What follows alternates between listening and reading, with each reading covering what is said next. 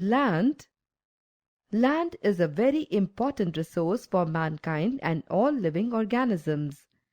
Land covers only about 30% of the total surface of the earth. Let us see how the land fulfills our needs.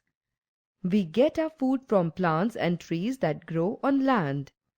We build houses on land that gives us shelter. We construct roads and railway lines on land. We get minerals from land.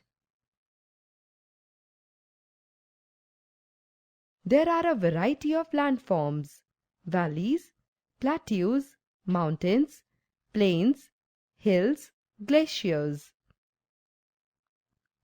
Places where the population is sparse, steep slopes of the mountains,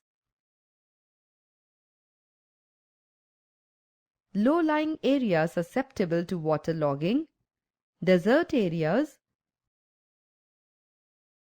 thick forested areas,